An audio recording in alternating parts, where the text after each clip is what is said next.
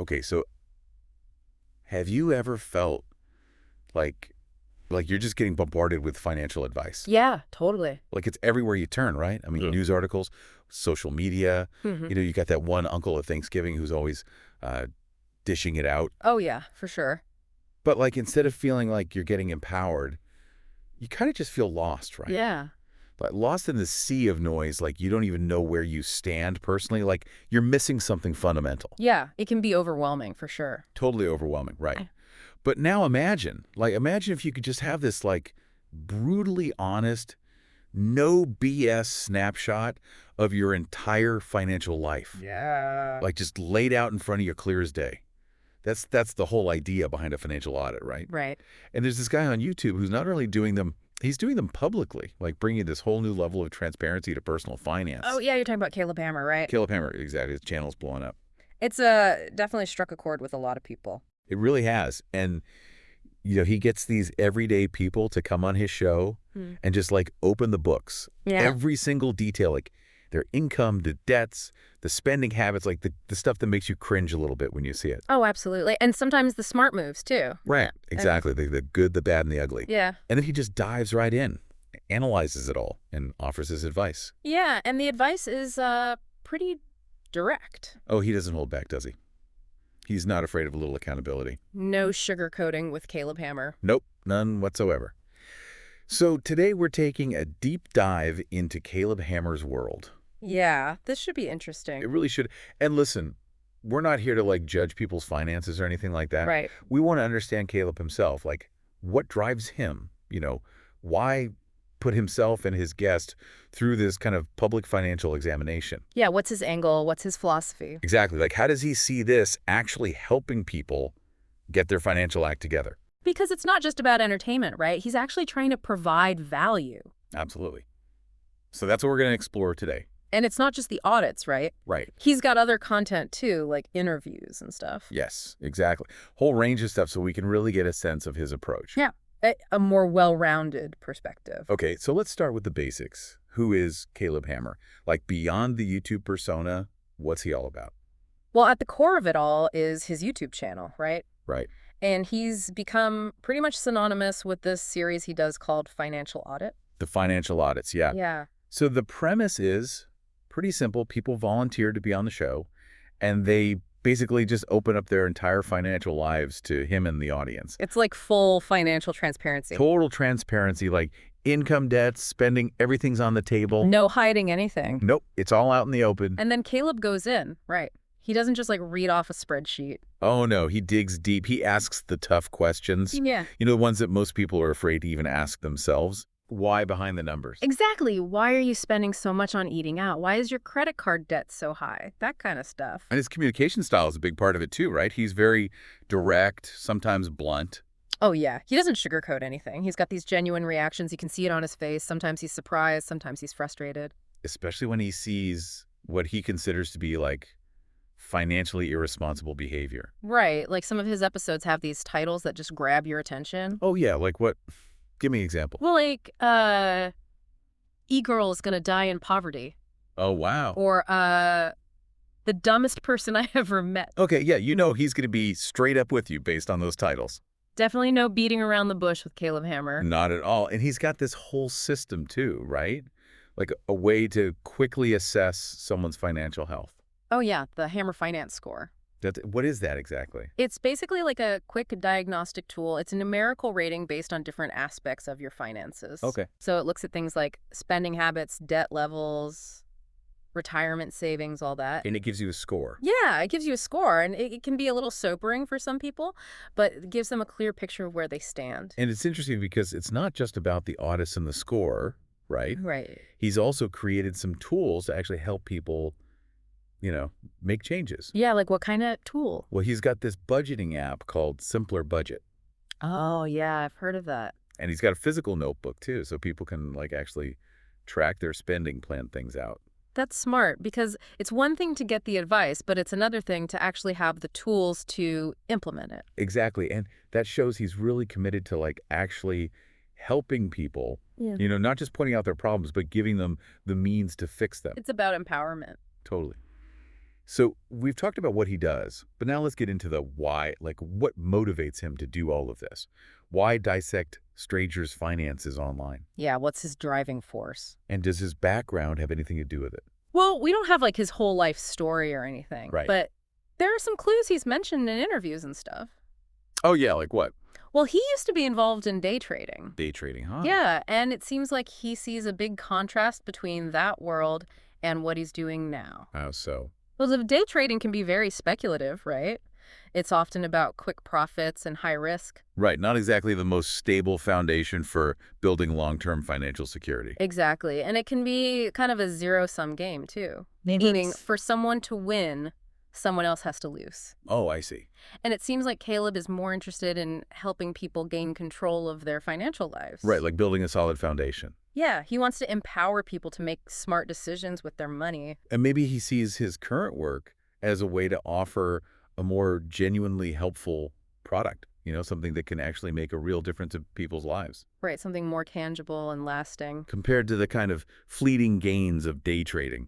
Exactly. And the fact that he created a budgeting app suggests that he's really trying to provide tangible solutions. It's like he's moved from this world of potential quick wins to a world of practical, sustainable solutions for everyday financial struggles. Yeah, and I think that shift comes from a genuine desire to help people avoid the pitfalls he might have seen or even experienced himself in the world of trading. Right, because trading can be pretty cutthroat. Absolutely. It's a very different environment. So now let's talk about one of the most unique things about Caleb's approach, this idea that you can actually get a free financial audit from him.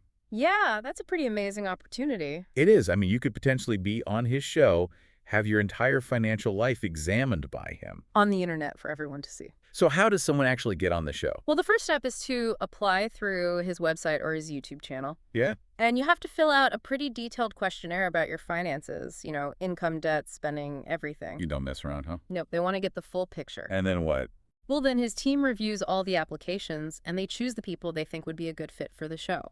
So it's a pretty rigorous vetting process. Yeah, because they want to make sure they're featuring people who are serious about getting their finances in order. Right, and who are willing to be completely open and honest about their situation. Absolutely. It takes a lot of courage to put yourself out there like that. It really does. So what's the payoff? Why would someone want to do this? Well, the biggest benefit is that you get free, personalized financial advice from Caleb himself. Okay. He spends a lot of time understanding your specific situation. He pinpoints your problem areas, and he gives you concrete, actionable strategies for improvement. So it's not just general advice, it's tailored to your individual circumstances. Exactly. It's like having a personal financial coach. And we've seen this in action in the audits we've watched, right? Oh, yeah, absolutely. Remember the one with Boogie 2988? Yeah, that was a good one. Caleb really dug into his past financial decisions, especially his cryptocurrency investments. Right. And he stressed the importance of budgeting and controlling his spending on food, which was a big issue for him. Yeah, it was like Caleb was trying to help him break those bad habits. Exactly. He wasn't just telling him what to do. He was explaining why it was important. And then there was the e-girl audit, right? Oh, yeah, that one was pretty intense. Caleb was very direct with her about cutting back on frivolous spending, paying down her credit card debt, and starting to invest for the future. Yeah, he even recommended that she open a Roth IRA, which she wasn't initially thrilled about. But he explained why it was a good idea for her in the long run. Exactly. And that shows that he really tailors his advice to each individual's situation. It's not a one-size-fits-all approach. No, definitely not. And it's not always about people who are in dire financial straits either. Right. Remember when Caleb himself got audited by his friend Kimmy? Oh, yeah, that was interesting to see the tables turned. It was. And in that case, the advice was more about optimizing his already pretty stable finances. Right, like cutting back on impulse purchases and being more strategic with his personal life decisions. Like dating. Yeah, dating, because that can actually have a big financial impact. Yeah, I guess it can. So it's not just about avoiding disaster, it's about constantly improving your financial well-being. And that brings us to another key element of the audits, this idea of public accountability. Yeah, that's a big one. Because when you know that thousands or even millions of people are watching you, it can be a powerful motivator to actually make changes. It's like having a giant support group, but also a bunch of accountability partners. Yeah, it's like peer pressure, but on a massive scale. Exactly. And it can be surprisingly effective. Okay, so we've talked about the audits, but Caleb's influence goes beyond his own channel. Yeah, he's been on some pretty popular podcasts and stuff. Like he was on This Past Weekend with Theo Vaughn. Oh, yeah, that was a good episode. What were some of the highlights from that conversation? Well, they talked a lot about the financial challenges that young people are facing today. Like Gen Z? Yeah, especially Gen Z, they're dealing with a lot of debt. Student loan debt. Student loan debt for sure, but also things like car debt. Oh, yeah, because in a lot of parts of the country, you pretty much need a car to get around. Exactly. And public transportation isn't always an option, so it's not always just about irresponsible choices. Sometimes it's about the realities of modern life. Right. And were there any, interesting examples of spending habits that came up in that conversation? Oh, yeah, definitely. They talked about this thing called birthday months. Birthday months. Yeah, it's this thing some Gen Z people do where they celebrate their birthday for like the whole month. A whole month. Yeah, and they go all out, like trips, parties, expensive dinners, Wow. and it often leads to a lot of debt. That sounds a little excessive. It can be, and they talked about this one example of a lesbian couple who spent thousands of dollars on Disney trips for their birthday months. Oh, wow. And that kind of highlighted this trend of prioritizing experiences over financial stability. Yeah, it's like social media has created this pressure to live this aspirational lifestyle. Right, and it's almost like debt has become normalized. It's like you're not really living if you're not racking up credit card bills. Yeah, that's a dangerous mindset. For sure. And they also talked about this one guy who had a ton of credit card debt from going to strip clubs. Oh, yeah, that was a wild one. And apparently he was like neglecting his basic needs, like food. Yeah, it seemed like he was using it as a coping mechanism. And Caleb called him out on it, right? Yeah, he said it was a classic example of cope talk. Cope talk. Yeah, it's this thing where people make excuses for their bad financial behavior instead of taking responsibility. Oh, I see. And Theo Vaughn was really interested in that whole concept of personal responsibility. Yeah, it kind of ties into his whole comedic persona. Definitely, he's always observing human behavior and finding the humor in it. And he also made some interesting observations about the role of societal pressures in marketing. Right, like how the world around us can influence our spending habits. Okay, so we've got Theo Vaughn offering his comedic perspective, and then Caleb was also on the iced coffee hour, right? Yep, and they called him the Gordon Ramsay of personal finance. Which is pretty accurate if you ask me. Oh, yeah, totally. He's got that same no-nonsense attitude. So what did they talk about on that show? Well, Caleb talked a lot about his frustration with people who don't take responsibility for their financial situations. Yeah, that seems to be a recurring theme for him. It definitely is, and he called out some specific spending habits that he finds particularly problematic, Like what? like spending too much money on OnlyFans Oh, and eating out too much. yeah, that can definitely add up. It can, and he was really adamant about the importance of being mindful of those small purchases. The little things that you don't really think about. Exactly, like that daily coffee or that snack from the vending machine. Yeah, because it's easy to justify those, right? It's only a few dollars. Right, but it adds up over time. The classic death by a thousand cuts scenario. Exactly, and they also talked about some more proactive solutions like potential career paths and side hustles. Oh, yeah, because it's not just about cutting back on spending, it's also about increasing your income. Right, and Caleb suggested some pretty accessible options like pressure washing. Pressure washing. Yeah, or social media editing, or even working in the food service industry. As ways to generate extra income. Exactly. Interesting. So now our outline also mentioned potential interactions with people associated with Kill Tony. Okay. But we don't have any specific details about that in the sources we've looked at. Right. So do you think there's any connection we can draw there? Well, even though we don't have any concrete evidence of direct collaboration, Right?